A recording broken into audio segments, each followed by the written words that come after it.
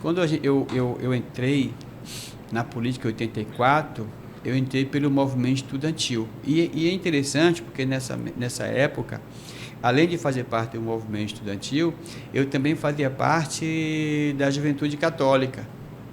Então eu tinha a contribuição do movimento estudantil, eu tinha uma relação com o pessoal do PCdoB e tal, então eu já tinha um alinhamento mais ou menos de esquerda, da UJS inclusive. E aí, aqui em Lauro de Freitas, a Igreja Católica sempre foi muito forte, muito presente, sim, na comunidade, sobretudo nas áreas mais necessitadas. Minha mãe foi da coordenação daquele programa que a gente tinha que pesava as crianças e tal, pastoral da criança, minha mãe coordenava pastoral, eu fui coordenador de grupo de jovens, meu irmão também e tal. E a gente tinha alguns padres que vinham da Europa para cá, e eles vinham com uma compreensão muito grande de questões sociais, muito voltado mais à esquerda e tal. Então acabou que a gente recebeu também essas influências. E aí cá na frente, em 89, aí a gente conhece o Partido dos Trabalhadores de uma forma mais a miúde, com a candidatura, a primeira candidatura de Lula a presidente da República. E aquilo mexeu com todo mundo e sobretudo com a juventude, porque tinha aquela questão, inclusive no próprio Jingo, na música de campanha, a questão do primeiro voto. Meu Sim. primeiro voto para fazer brilhar essa estrela e tal. Então a gente acabou que entrando nessa aí, quando foi em 91, aí eu me filiei ao Partido dos Trabalhadores. Eu já tinha tentado, inclusive, com o Partido Verde, não aconteceu, que também era voltado às questões ambientais, como sou até hoje. Sim. E aí acabou que a gente entrou no PT. Entrou no PT e já em 92 eu disputo a primeira eleição. Você está no PT desde lá? Sim. Aí eu disputo a primeira eleição no PT como candidato a vereador. O PT aqui em Lauro já existia ou passou por sua fundação também? Não, o PT aqui ele foi fundado em 1983. Mas quando eu entro, já em 89 para 90, a gente acaba dando uma dinamizada na coisa. A gente dá um norte diferente ao partido, porque o partido ele existia muito mais, territorialmente falando, ali em Itinga. Então você tinha um agrupamento de pessoas, como Venâncio, Pernambuco, Floresvaldo, Carlos Nobre. E entra a juventude aqui de Lauro de Freitas. Agora, já tinha uma juventude católica lá com o Reginaldo, com o Rubenval. Então já havia algum núcleo, digamos assim, de juventude, mas o PT era muito concentrado em Itinga. Como eu morava no centro, e eu vinha também da luta pela moradia, é interessante isso, porque você não tinha política de moradia, política de habitação, e aí não teve jeito, as pessoas tiveram que ocupar outras áreas para poder residir e tal, e eu vinha pela comunidade católica, pela Igreja Católica, acompanhando esses movimentos e ajudando nas suas organizações. Só para você ter ideia, as ruas de Chafariz e Lagoa dos Patos teve uma participação muito grande da gente na denominação delas. Por quê? Porque a gente estava atrás da Coelba e da Embasa para regularizar a questão da água, mas não tinha endereço. Sim. E não é fácil você fazer um mapeamento de um bairro para poder garantir o endereço. É que nós pegamos o quê? Nós pegamos os nomes dos moradores mais antigos. E aí nós colocamos os nomes nessas ruas. A Rua Pombal, a Rua Salete, a Rua Santinácio, a Rua São Benedito, a Rua Santa Bárbara, por conta do terreiro de Carlinhos, Sim. Enfim. A gente acabou usando um pouco dessa sabedoria, digamos assim, para a gente poder... mapear. Porque a Coelba tinha que entregar os recibos. E sem o endereço não tem como fazer isso.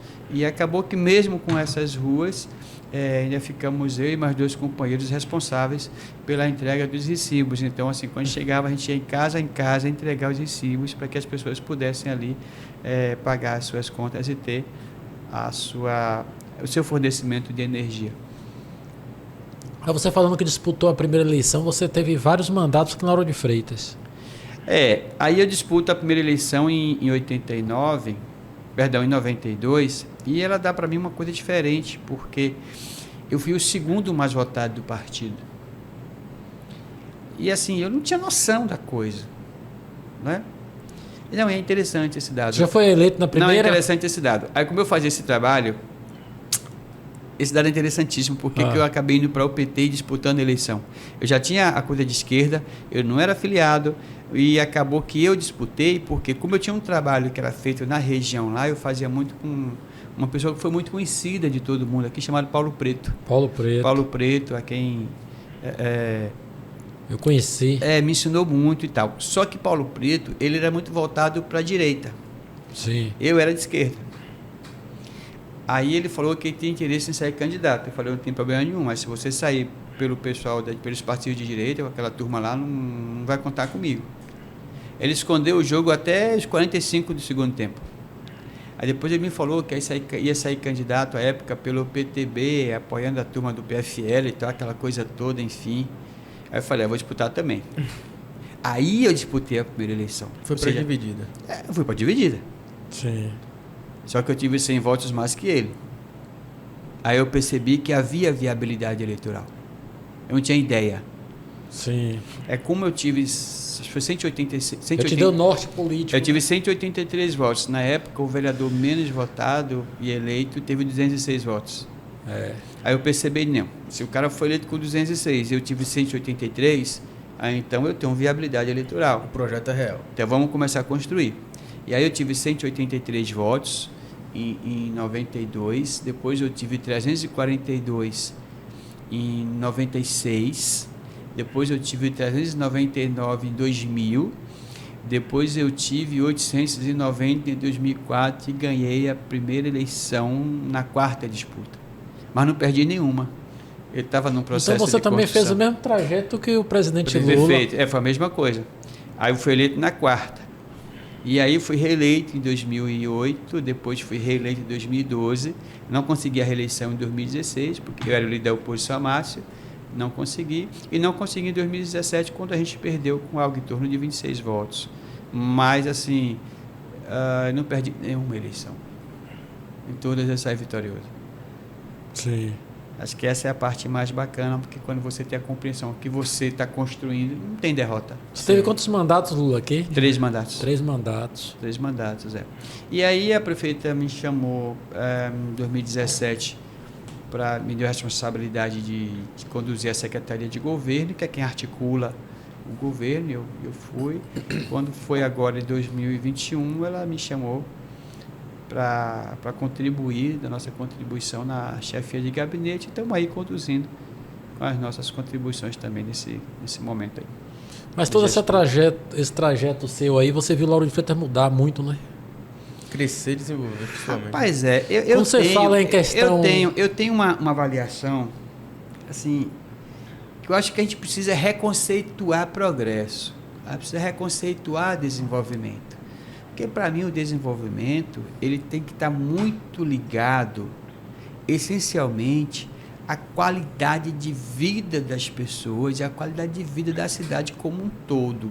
Por exemplo, eu acho que nós tivemos um crescimento muito grande, tudo muito rápido. Porque, Lauro, territorialmente falando, Lauro de Freitas é pequeno. É muito pequeno, mas a gente acabou fazendo com que a qualidade de vida não viesse junto disso. Eu acho que tem... quando eu falo qualidade de vida, eu falo do conforto, né? Nossa cidade é uma cidade muito grande, muito bonita do ponto de vista do desenvolvimento, do ponto de território é relativamente pequeno, mas é desconfortável, está desconfortável. Por exemplo, para chegar aqui, foram 40 minutos para eu chegar aqui, do centro para cá. Do centro para cá. Sim, com a distância pequena. É uma cidade desconfortável nesse aspecto, né? Nessa coisa da... Mobilidade.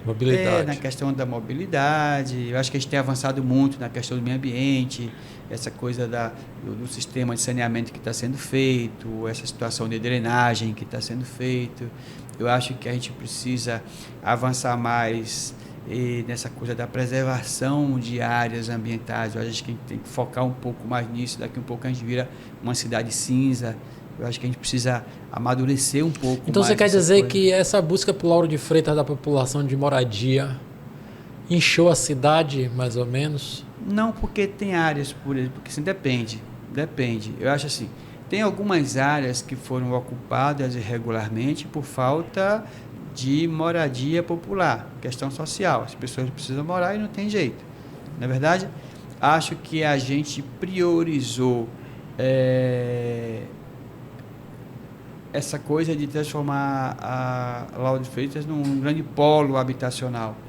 Eu acho que por um lado é bom, por outro lado não sei se é tão bom.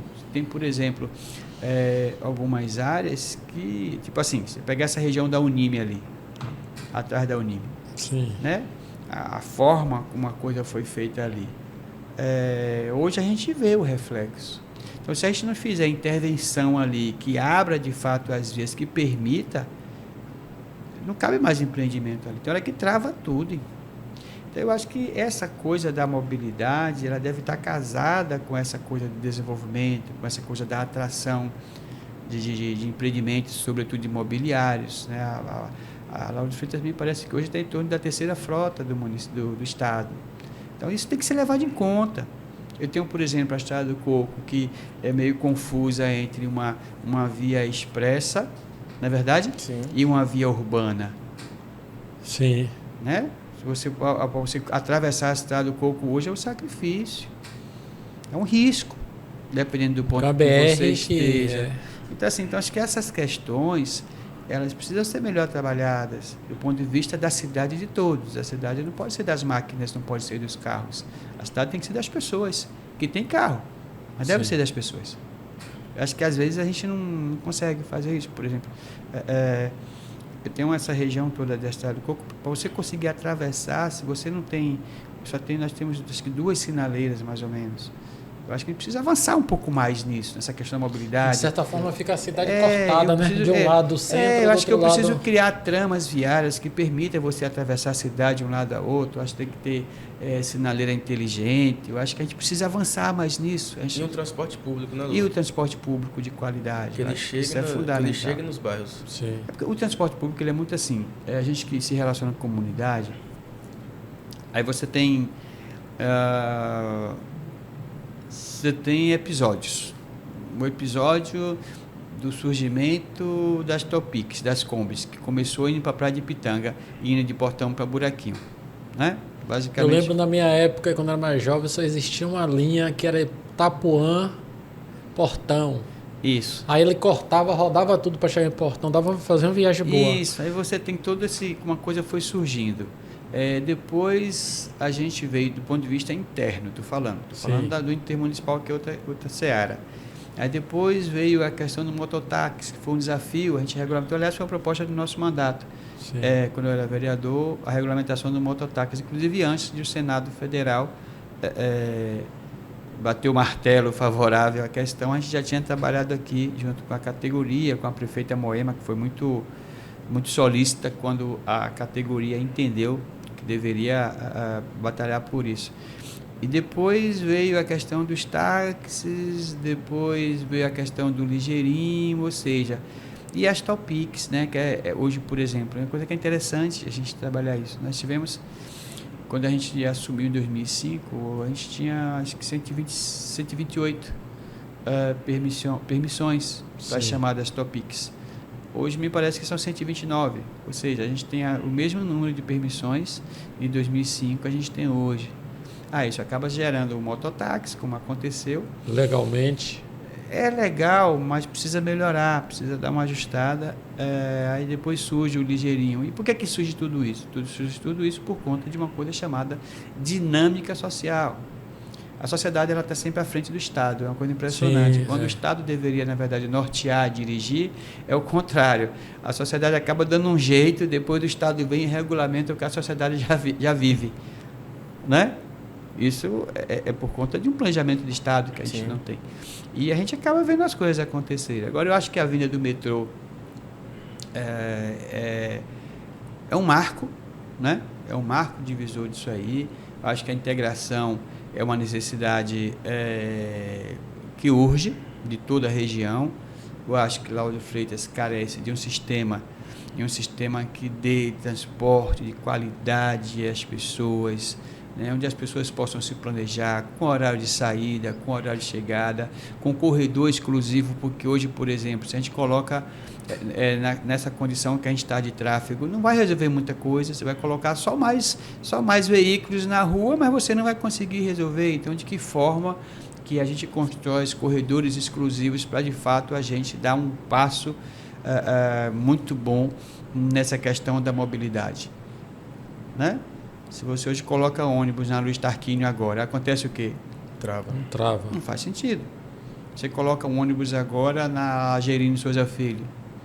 Você coloca na Estrada do Coco, nesse horário de pico. Mas eu vejo então como é que se trabalha isso? Acho que carece de um estudo, né? De um estudo com o governo do estado e com o governo federal. Tem que ser uma coisa macro, haja visto a importância de Lauro de Freitas para a economia da Bahia. Não deve ser uma coisa pensada unicamente pelo município. Acho que tem que ser uma coisa muito bem trabalhada regionalmente, onde a gente possa de fato ter aquilo que para mim é imprescindível ao desenvolvimento, que é a mobilidade.